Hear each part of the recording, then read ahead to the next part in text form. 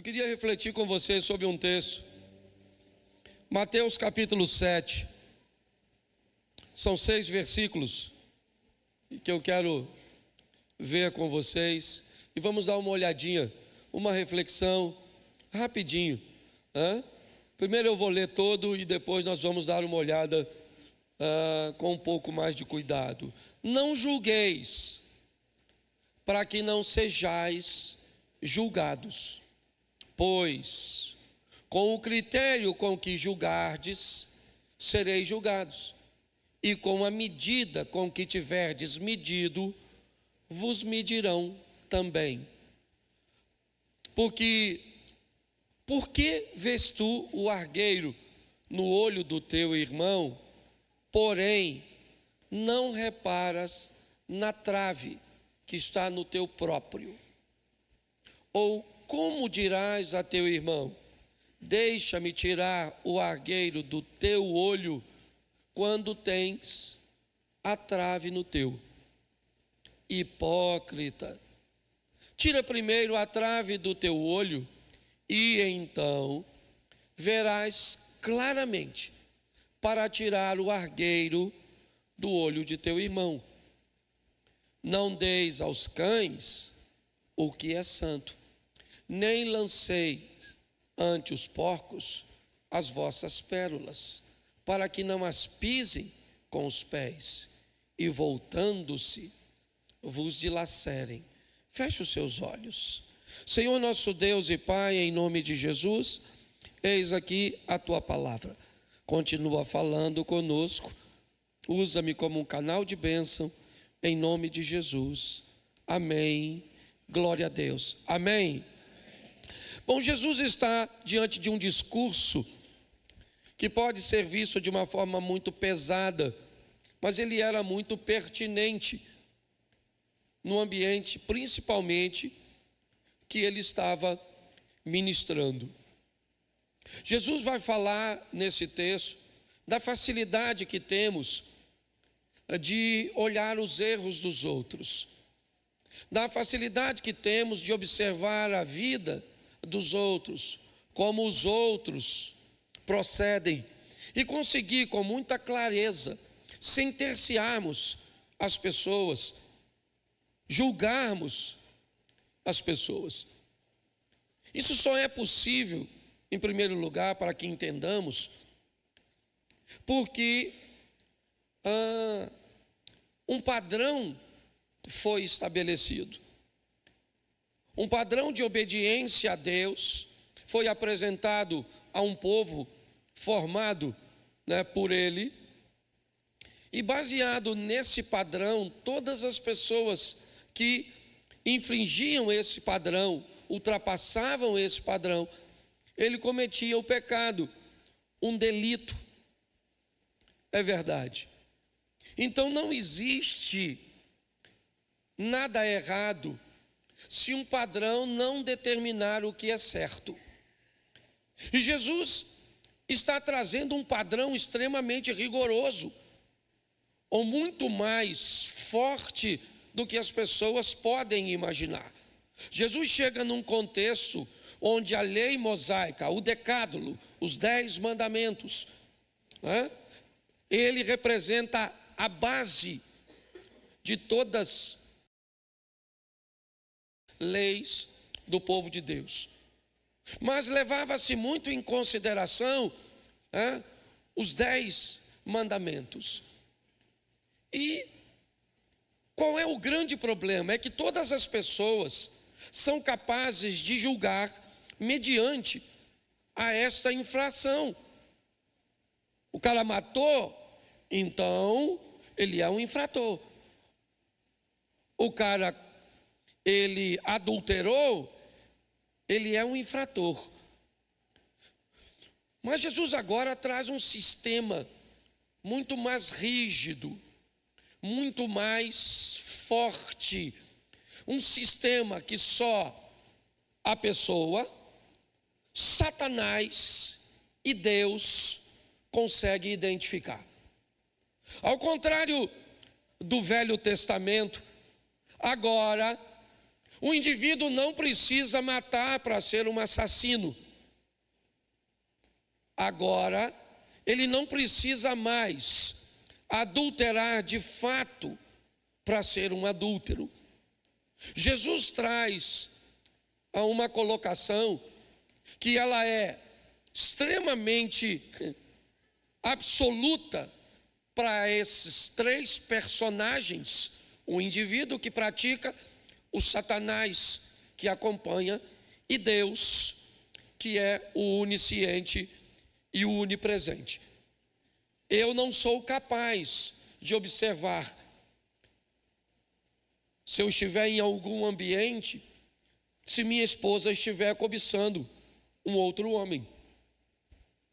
Eu posso não ser capaz de notar se em algum momento o Cláudio possa estar maquinando alguma coisa, certo? Com a ira no seu coração contra mim. Essa subjetividade trouxe um problema muito grande para aquele povo, que estava acostumado com coisas mais fáceis, com as regras que eram visíveis, eram mais palpáveis. Então Jesus vai explicar algumas coisas nestes versículos que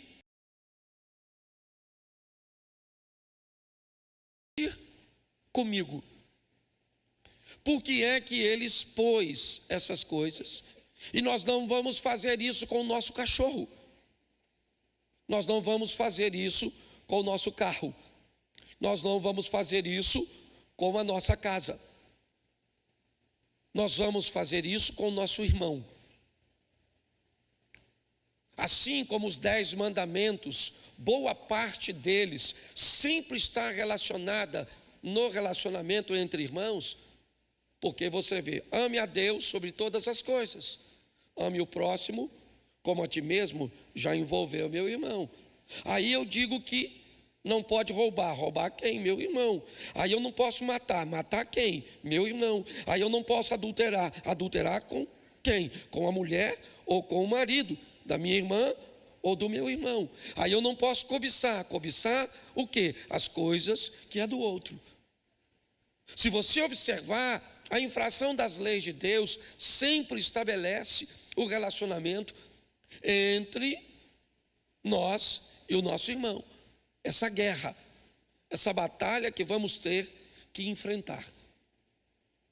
Então Jesus vai expor nesse texto, não apenas para os fariseus, que eram especialistas, e diga-se de passagem, estavam bem confusos, porque Jesus vem atrapalhar um modelo mental fundamentado há séculos.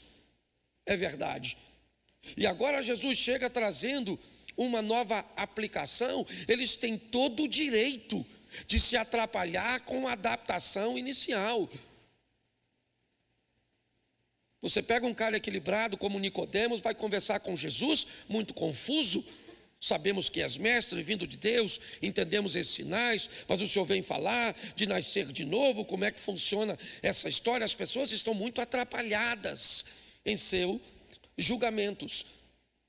Mas eu aprendi uma coisa biblicamente: temos que ter muito cuidado com a nossa ótica, com a forma de olharmos as coisas, pois a Bíblia diz: se os nossos olhos forem bons, nós conseguimos enxergar coisas boas, nossa vida será conduzida por um ambiente de luz. Mas se a nossa perspectiva, a nossa ótica, os nossos olhos não forem bons, certo? O nosso corpo, a nossa vida sempre andará em trevas. Porque em qualquer lugar que estivermos, sempre vamos olhar as coisas negativas.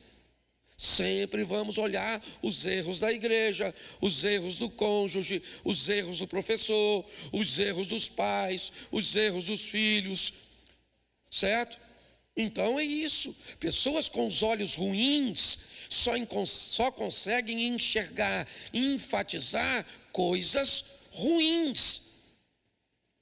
Pessoas, quando falam principalmente de pessoas, é aquela frasezinha que diz que quando Pedro fala de Paulo, Pedro fala muito mais do que de Paulo.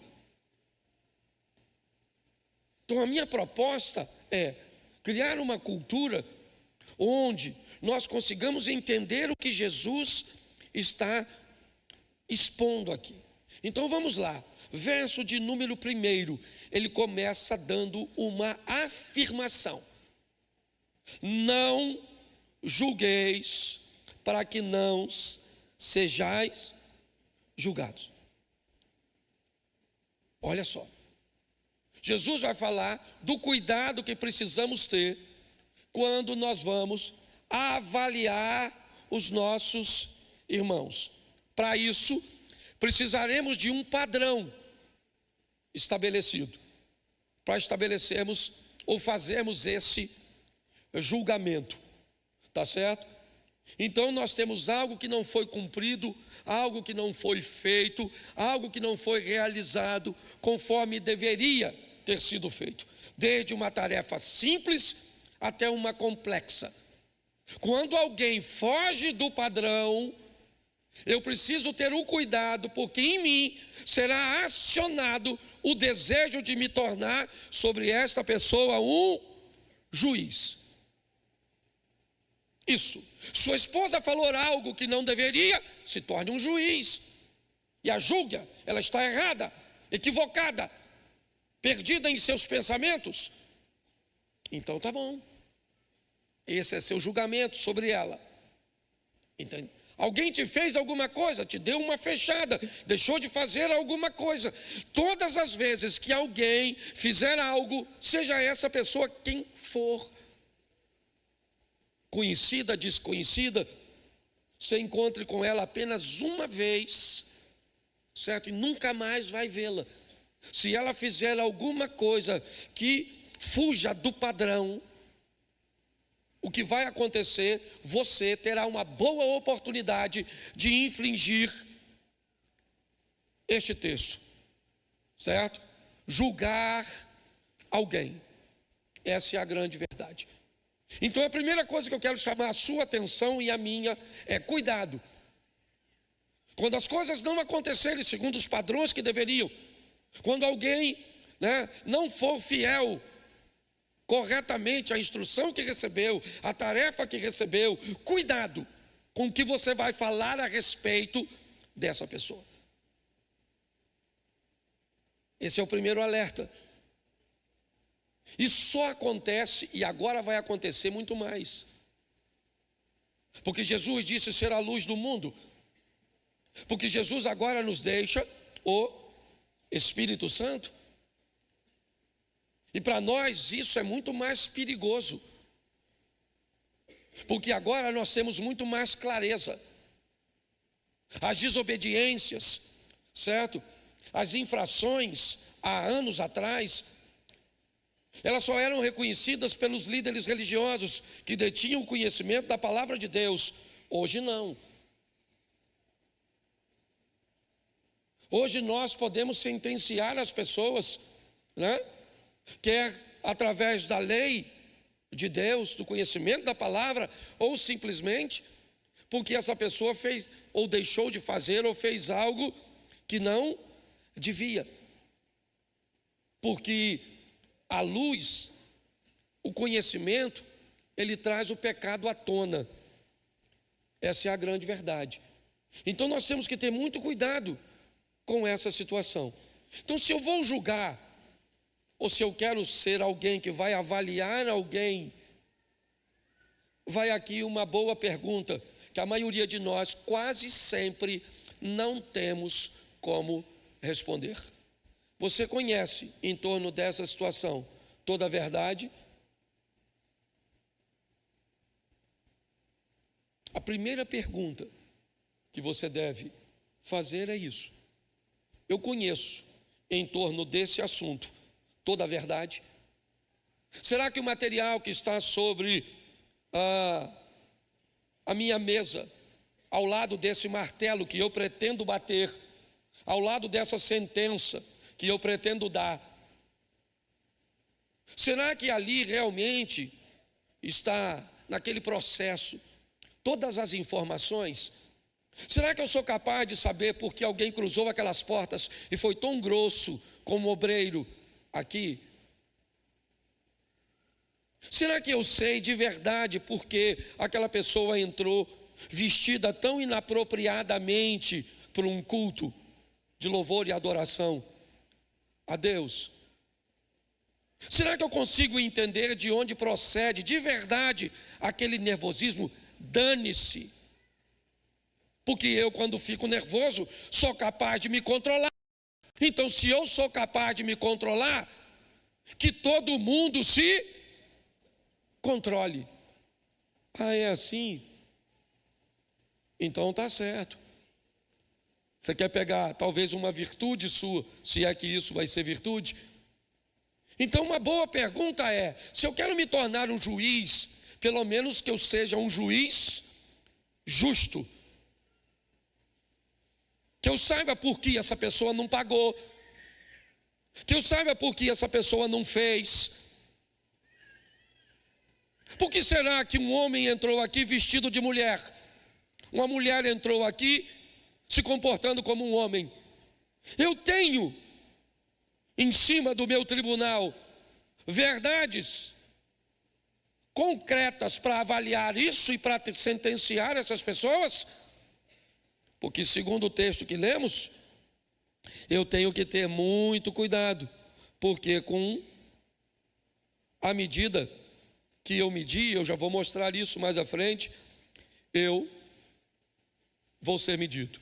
Então, pastor, o senhor está querendo dizer que se alguém comete um erro, eu não devo fazer nada, eu não devo julgar? Não, não é nada disso. O julgamento ele precisa acontecer, ele só precisa ter um padrão.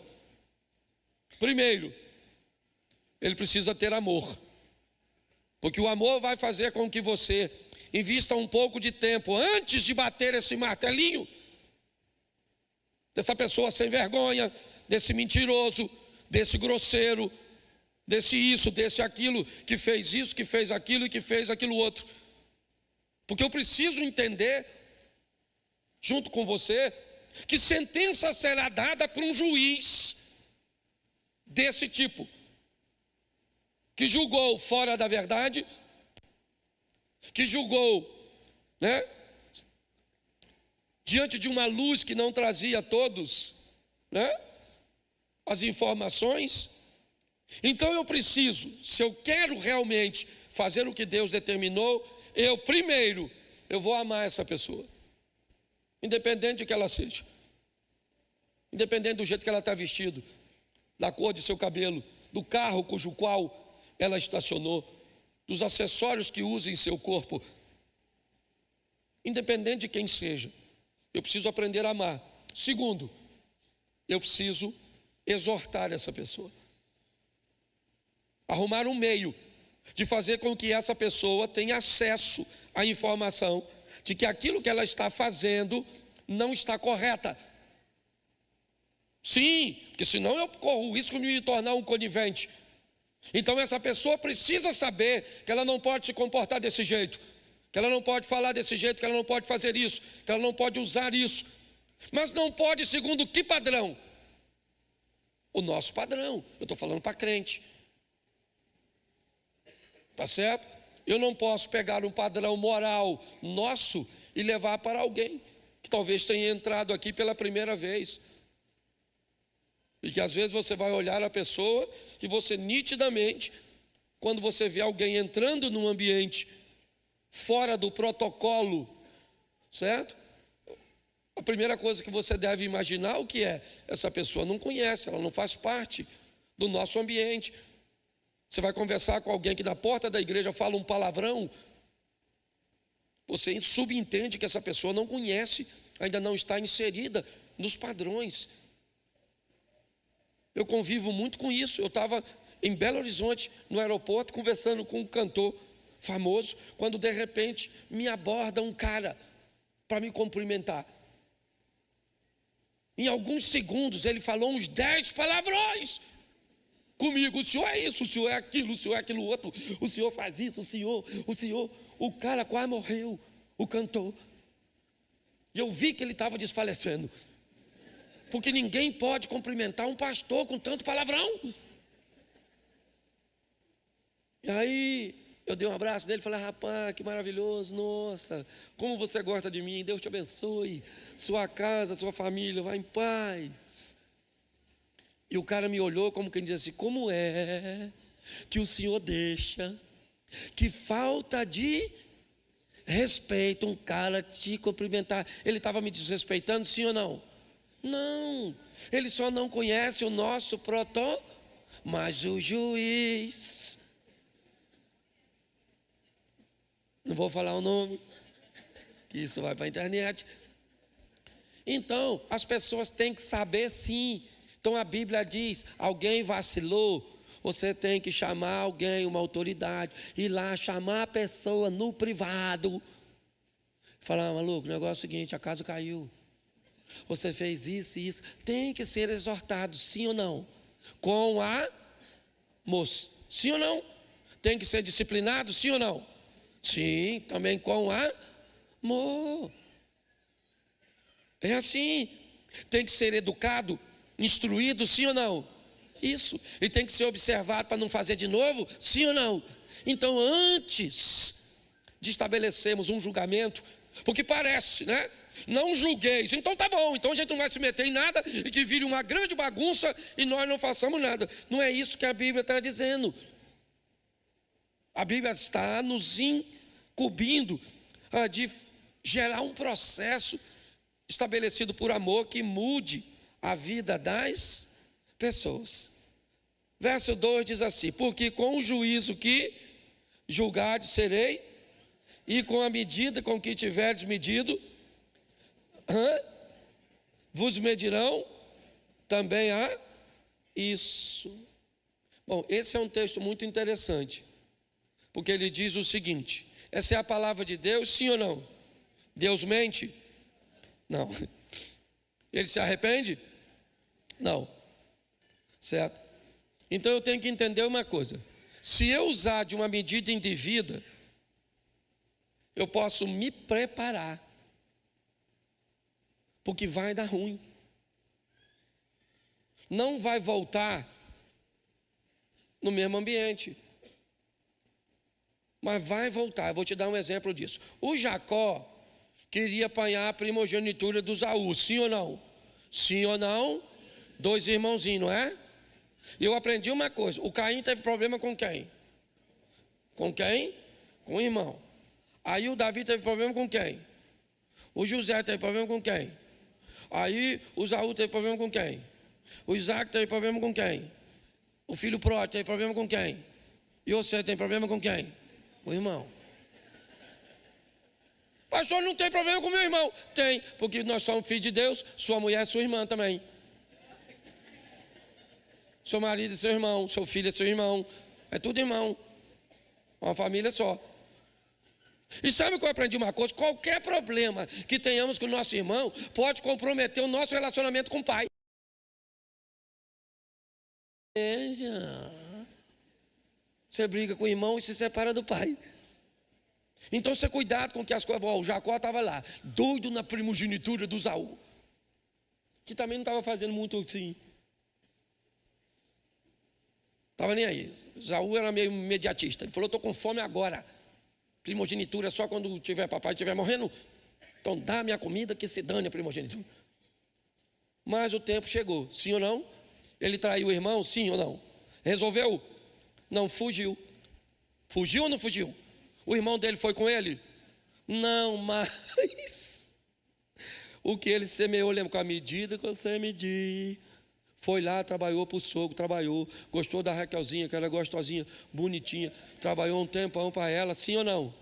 Isso, de olho na Raquel, vou pegar a Raquel, vou pegar a Raquel, pegar a Raquel. No dia do casamento, o coroa malandro trocou a mais nova pela mais velha. Entendeu? Lia tinha um olho para arquibancada, gostadinha. Foi de noite, quando ele acordou de manhã, quem era a mulher dele? Raquel ou Lia? E aí? Ele foi reclamar com o sogro. Pô, você me enganou? E a vida está falando para ele: não, o seu sogro não enganou você. É que você está acostumado a enganar as pessoas. Entendeu? Então o que você fez lá e achou que não ia atrás de tu, você veio para cá. O Zaú não veio. Mas à medida que você usou lá atrás, entendeu? A vida é implacável. Implacável. Eu tenho visto um amigo numa idade, e eu tinha um relacionamento com ele bem próximo, né? Era patrão empregado, mas era bem próximo. E eu me lembro que numa das viagens que eu fiz com ele, ele me narrou quando ele se apaixonou por uma jovem. Ele era casado e se apaixonou por uma jovem. Então ele estava deixando a esposa e os filhos e estava indo morar com essa jovem. Mas ele tinha uma base católica bem forte. Então ele foi a uma freira narrar o que ele estava sentindo e o que ele iria fazer. E a freira disse para ele: faça o que o seu coração está mandando. Aí ele não gostou do conselho. Mas como assim? Mas não está errado? Como a senhora me instrui a fazer o que está no meu coração? Ela disse: não, fique tranquila. A vida vai te cobrar lá na frente. Se você vê hoje a situação desse indivíduo, é deplorável o que os filhos estão tentando fazer com ele. É deplorável a maneira que ele está terminando os seus dias. Mas, segundo o texto que estamos usando, e não eu, que eu não tenho nada a ver com isso, eu só estou citando um exemplo. Uma medida usada lá atrás para com a família e os filhos, hoje, porque a vida é implacável. Deus é misericordioso, pode nos dar força para suportarmos, pode amenizar e em algumas questões, até em milagres, pode nos livrar. Mas a regra é: o que você plantou, você vai. É assim que funciona. Aí, o verso 3 diz assim: e por que, está aqui? Deixa eu usar essa. Depois de duas afirmações, vem a primeira interrogação. É uma pergunta. E se está perguntando, eu acho que está querendo uma resposta de nós. A Bíblia está perguntando para nós que julgamos, se é que julgamos. Pois já temos as duas afirmativas que não deveríamos julgar para não sermos julgados, e temos a próxima afirmativa, que com a medida que nós medirmos, nós seremos medidos. Mas agora tem uma pergunta para você responder e para mim responder: por que vês tu o argueiro no olho do teu irmão e não reparas na trave que está no teu próprio? Eu acho que, olhando para mim mesmo, eu respondi e quero compartilhar talvez a minha resposta com vocês, certo? Por que que eu olho mais o argueiro no olho do outro do que a trave no meu? Porque quando eu mostro o que o outro está fazendo de errado, eu consigo camuflar os meus erros. É como um mágico que está fazendo a mágica nessa mão, mas na verdade as coisas estão acontecendo aqui. Se eu começo a chamar a sua atenção demais, para a sua negligência, para a sua arrogância, para a sua falta de compromisso, sabe? Se eu começo sempre com aquele martelinho na mão, batendo e sentenciando erros. Deixa eu te falar uma coisa. Tudo o que te incomoda tem um indício que você foi chamado para transformar. Se te incomoda alguma coisa, tem entre você e aquilo que te incomoda. Te incomoda o modelo que alguém está fazendo? Então, imprima um modelo e seja um exemplo para essa pessoa. Mas não, para quê? Né? Normalmente o que nós fazemos é, vamos falar mal do que o outro está fazendo. Porque quando eu falo mal sobre o que o outro faz, dá uma sensação de zelo que eu tenho, né? Então, normalmente, essa pergunta é: por que eu vejo mais o argueiro no olho do outro do que a trave no meu? Algumas coisas ninguém sabe. Somente Satanás, Deus e você. Somente Deus e você, e muitas vezes o próprio Satanás sabe o que você pensa, sabe as intenções dos seus olhares, sabe o sentimento que está dentro do seu coração. São coisas muito particulares. Então, o que ele está dizendo é o seguinte: nesse ambiente cujo qual nós estamos, a hipocrisia não é o conteúdo do Evangelho. E nós vamos ver isso no próximo texto. E o que esse texto do 4 diz é o seguinte: tira o olho, né, ou tira o argueiro do teu olho. Tira aquilo que está primeiro no seu, porque, segundo esse texto, a sua autoridade deve vir ou da sua base ou da sua transformação. Eu vou falar de um cara aqui, né? O Zia e a Nega são bem próximos a ele, e algumas pessoas aqui conhecem esse cara, nós já caminhamos juntos. E eu gosto sempre de usá-lo como exemplo. Hamilton, de Marlene. Hamilton é um dos crentes mais crentes que eu conheci ao longo de toda a minha história. Eu nunca vi uma vírgula daquele cara. Eu tenho 32 anos de evangelho certo? E Hamilton já era crente quando eu me converti. E vocês que caminham pertinho dele, sabem quem esse cara é. Então, ele tem autoridade de base. Desde sempre aquele cara foi crente. Eu não tenho isso. Minha autoridade não vem da base, minha autoridade vem da transformação. Mas não existe autoridade na hipocrisia. É isso que a Bíblia está dizendo. Se você não tem autoridade de base, tudo bem, Cláudio, tudo bem.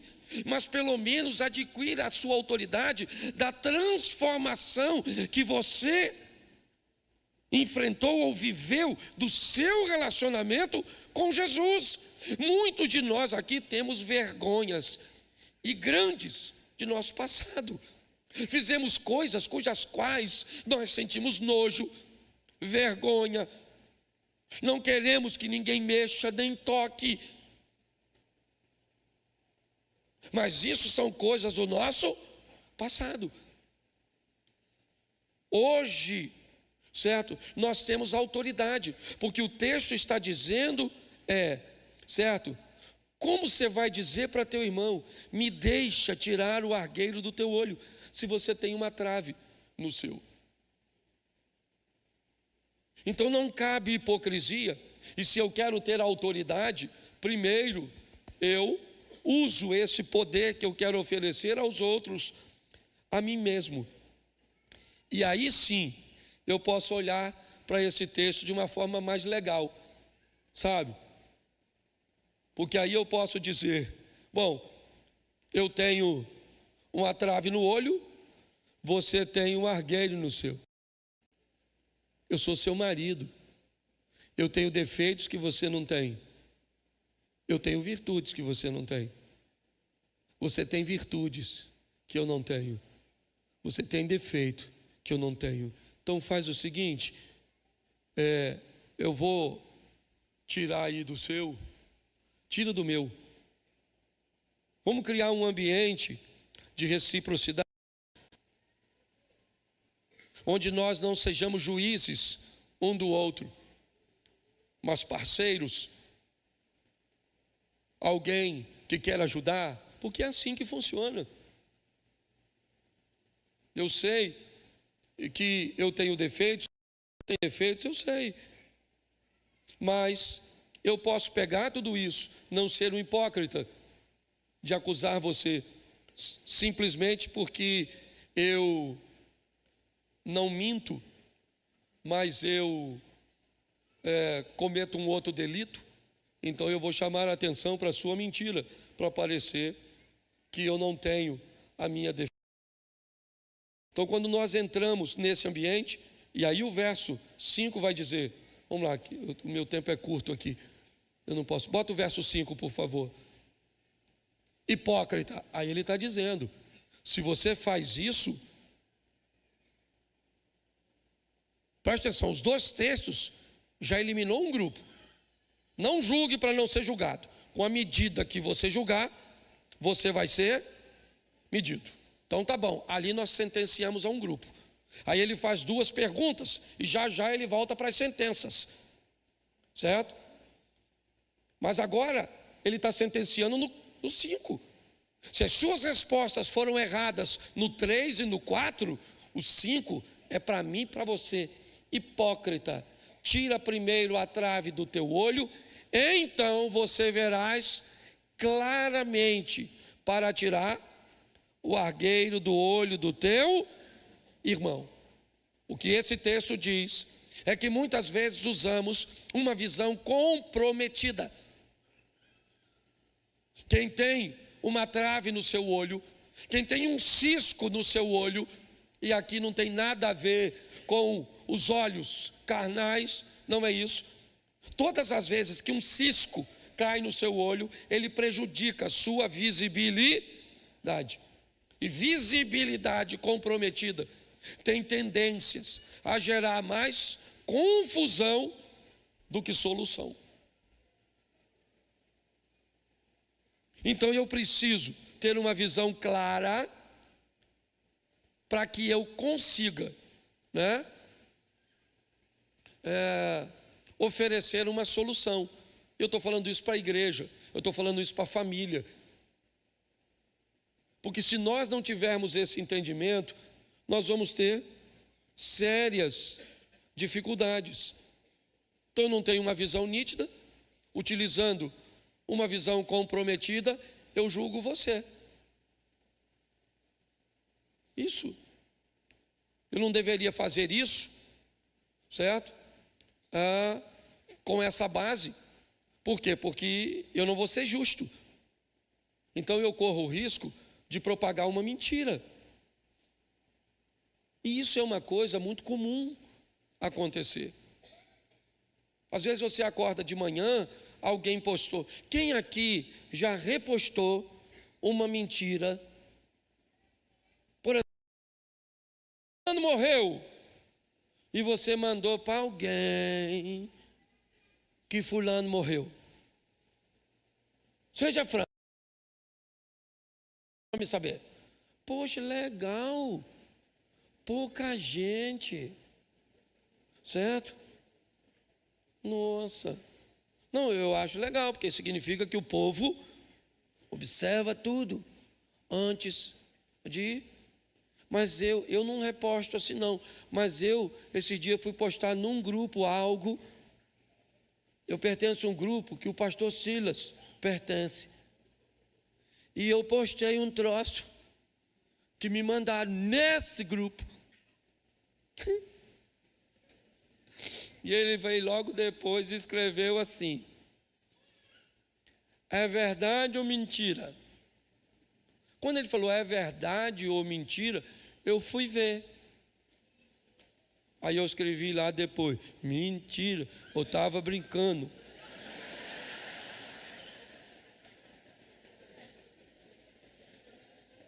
Você está rindo, mas o assunto é sério.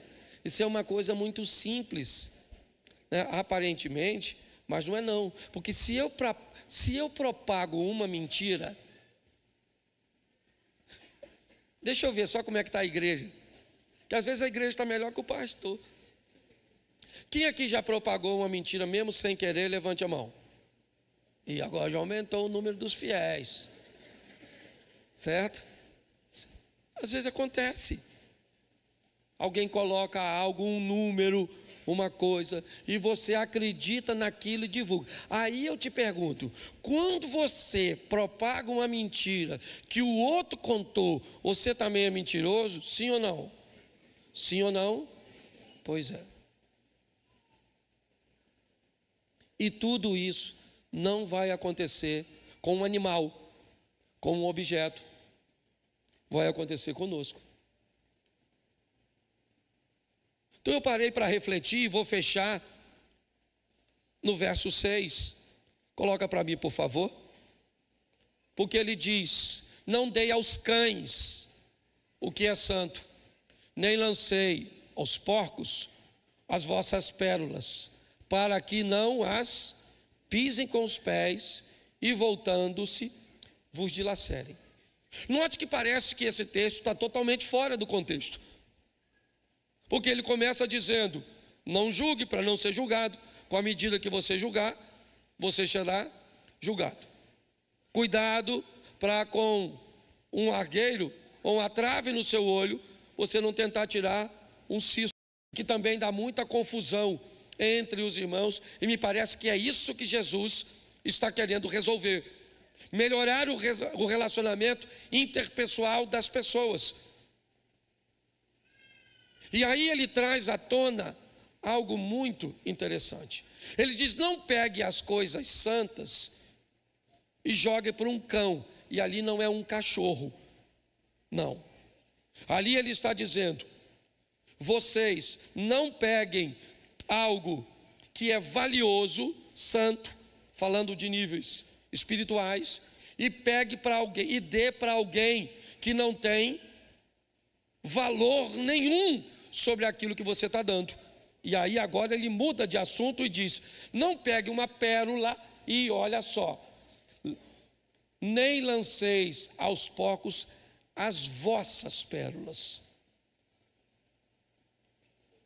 Olha só, Jesus está dizendo: nunca pegue algo que tem valor para você, Eliezer, e dê para Juliana, achando que ela vai dar o mesmo valor daquilo que tem valor para você. Se você quer manter um relacionamento saudável, descubra o que tem valor para essa pessoa e dê a ela o que tem valor para ela. Você está entendendo? Quando você vai argumentar com seu filho sobre tudo que você faz para ele, você fala para ele todas as suas pérolas que lhe são entregues. E segundo o final do texto, diz o quê? Cuidado, porque se você fizer isso, certo?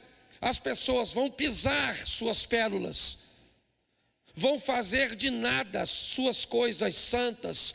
E se você tentar criar problema, vai dar confusão, vai dar problema. Então isso nos remete a prestarmos um pouco mais de atenção nos outros, com mais responsabilidade, com menos julgamento, com nenhuma conivência, com o mínimo possível de negligência, mas com muito amor, com exortação, com disciplina, criando um ambiente onde as pessoas podem de fato ser bem melhores. Porque eu acho que o que nós estamos vivendo é: o pastor vem para cá com um martelinho na mão e vão botando sentença em cima das pessoas. E esse martelo que o pastor apresenta para você aqui, você não vai dar mole. O que você faz? Toma posse dele e leva para a sua casa. E esse martelo você usa para sua sogra, você usa para sua nora, você usa para seus filhos, você usa para seu cunhado, você usa para todo mundo. Tem amor? Não, não tem. O que eu estou dando sobre as pessoas. E sabe o que acontece? Não melhora o relacionamento da família, não melhora o relacionamento da igreja, não melhora o relacionamento, certo, da comunidade, porque nós somos o Supremo Tribunal de Justiça. Estamos aqui cheios de Alexandre de Moraes, Carmen Lúcia. Estamos cheios de pessoas. Cada um com seu martelo, com a sua toga. Permita fazer uma aplicação disso, porque é algo tão comum em nosso meio. Somos, na verdade, juízes. Ok? Estamos acima de tudo e de todos.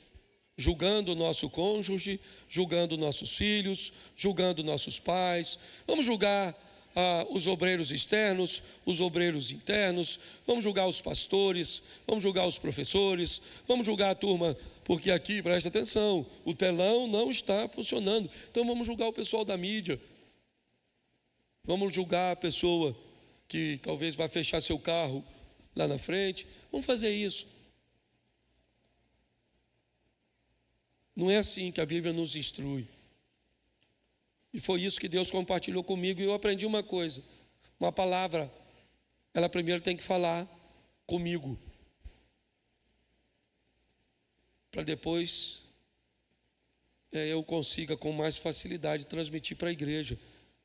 Então vamos deixar o martelinho aqui e vamos levar o amor para casa, o carinho para casa, o respeito para casa. Mas vamos levar para casa também a verdade, uma conversa sadia, saudável. Sabe para quê? Para que vivamos um lar de paz, um casamento abençoado.